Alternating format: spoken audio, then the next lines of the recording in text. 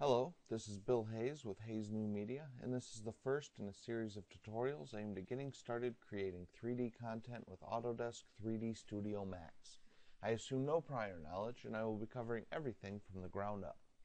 In this first video, I'm going to introduce the interface, how to navigate around the workspace, and get you familiar with some basic keyboard shortcuts that will allow you to work quickly and efficiently.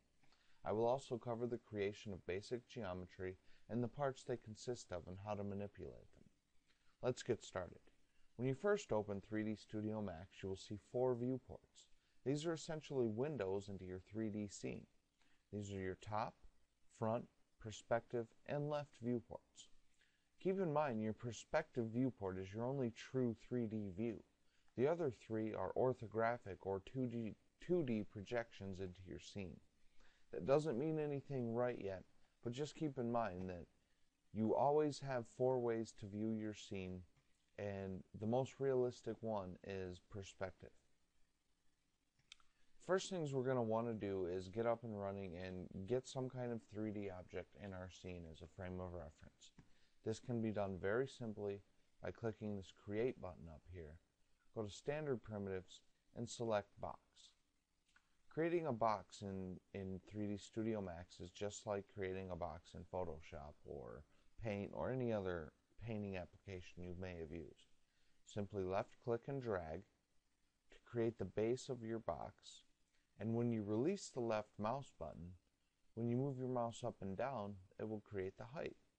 Left click one more time to finalize your shape. You will now see over here on the right hand side, parameters have appeared. This is the length, width, and height of your box, as well as the number of segments that make up the shape of it. You can hard type any values that you want in here. For instance, my box is now 10 meters wide, 10 meters deep, and 10 meters tall. To navigate around your viewports, you can use the middle mouse button to pan around, very similar to Photoshop. Use a mouse scroll wheel up and down to zoom. And if you hold Alt and middle mouse button, you can rotate around your view. Now you'll notice my perspective view has a yellow border around it. This means it's currently my active view. At any given time you want to switch your active view, you can middle mouse button into a different viewport. Alternatively, you can use your left mouse button, though I don't use that method because sometimes it results in you clicking or deselecting objects you may not want to deselect or selecting things you may not want selected. Middle mouse button avoids this problem altogether. So now that we have our object in our scene, we can rotate and look around at it. We want to do something a little more with it. Typically, this boils down to 4 different types of manipulations. We select an object, and then we either move it, rotate it, or scale it. These are keyboard shortcuts: Q for select, W for move, E for rotate, R for scale. You can also access these tools by clicking the buttons up here on your toolbar. Select button is indicated by a box with a cube. Move looks like 4 little arrows in the cardinal directions. Rotate looks like a rotating arrow. And scale looks like a box with an arrow coming out of it.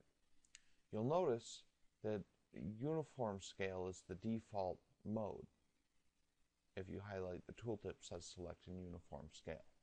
If you hold the left mouse button down, you'll see there's various other types of scaling, and those don't always scale uniformly. For instance, if I select non-uniform scale, I can scale my object and it alters the proportion of it, squashes and flattens it, and this may not always be what you want. If you start making an adjustment to a shape, right now I'm scaling, I still have my finger held down on the left mouse button, but I can see this is not what I want at all. If I press the right mouse button while still holding down the left mouse button, it will undo everything that I've done, and I am now free to come back up here and select my uniform scale. Alternatively, if I press R multiple times, it will scroll through these various types of scaling modes. The next thing we're going to want to do is to start modeling this object. You'll see right now that it is selected, indicated by a bounds box. If I deselect it, nothing is around it. If I click it, you'll see these white lines. You'll also see a red gizmo or axis. This indicates the current pivot point of my object.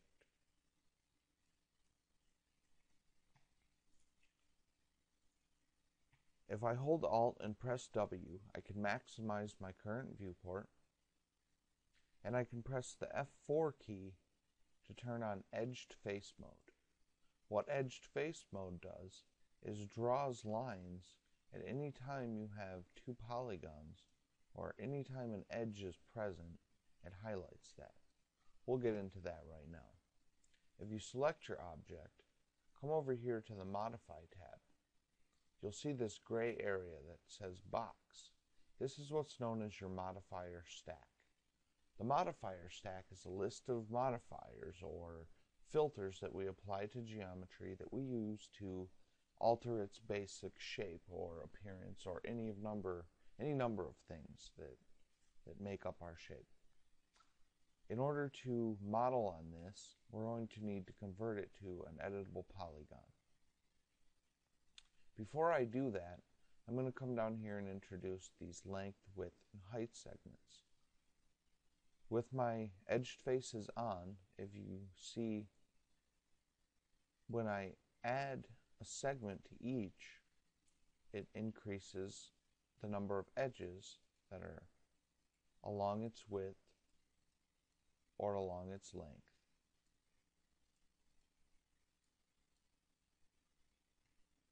Typically, you want to start with the least amount of geometry as possible, but for this instance, in this scenario, we're going to work with 2 segments apiece. Click our object. Under the drop-down, we're going to look for Edit Poly. It goes in alphabetical order, so you don't have to scroll down too far. And you'll see this applies an Edit Poly modifier to the top of our stack. We can still come back down to Box and adjust our segments or our size if need be. The other way to turn our object into an editable polygon is to right-click on the object itself, go to Convert To, and click Convert to Editable Poly.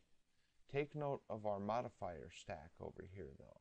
When I click this, we now no longer have access to our box parameters.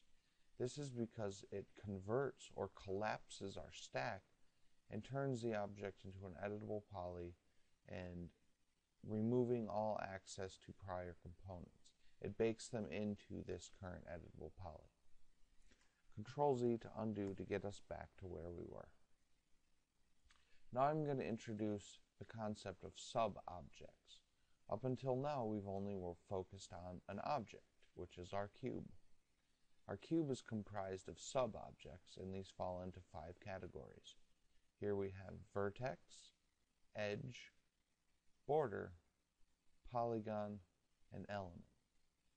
If I click on vertex, you'll see that each vertex that makes up my object is now highlighted in blue. Just like objects, I can go into select mode.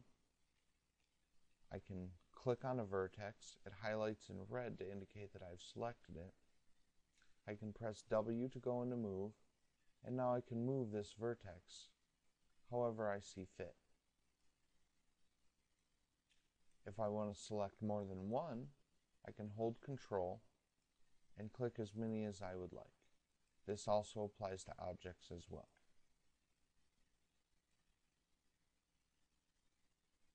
I'm going to undo that.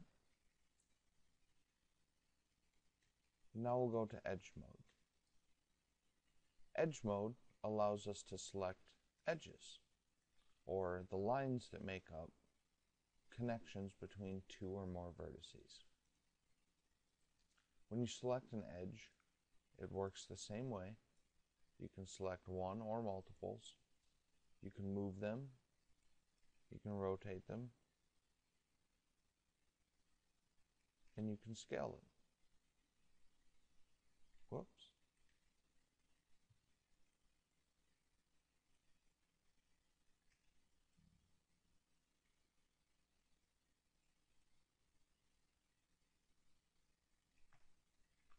Next up we have border, and border selects a ring of edges or a group of edges that make up an area where a face is missing or a polygon is missing. I'm going to skip that for this moment and go to polygon. Polygon selects faces,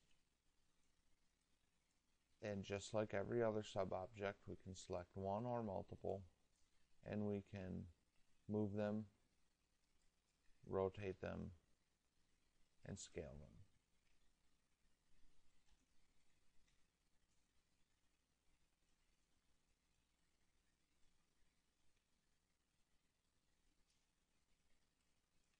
We can also delete a polygon by pressing the delete key, and you'll notice that we can see into our mesh. Though we see into it, it's important to note that our faces are only one-sided. So if we were to render this out, which can be done by holding Shift and pressing Q, you'll see that we don't actually see anything on the other side. This brings me to border. If we go into border and we click one of the edges that is adjacent to this missing face, you'll see that it selects the border around it. If we want to replace that, we can click this cap button, and that caps that face. I'll get into these tools down here in the next video, but for now I just wanted to introduce the basic concepts of creating geometry, what makes them up, how to navigate around your scene, and how to manipulate your geometry. So if I was to delete this box and come back in, I can create any shape. Let's make a sphere. And you'll see I can come over here and I can hit Z to zoom, can hold Alt W to maximize, rotate around and look. I can adjust the amount of segments my sphere has, the radius, and if I go into the Modify tab, you'll see that it's still just part of a sphere basic geometry. Just like the cube, I can go into Edit Poly. I can also highlight one of these or put my mouse cursor over it and hit E a couple of times, and it brings me to it. And the same thing applies. I can select vertices, move them out,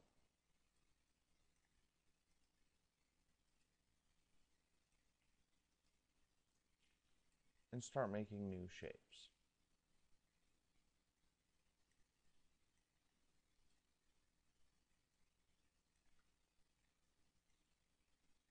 Having said that, this tutorial video is coming to a close, and in the next video I'm going to show you a little bit more advanced modeling stuff and make our first model. For now, feel free to leave a comment, subscribe, let me know how you feel about this series, anything you would like to see, and until then I will see you in the next video. Thanks.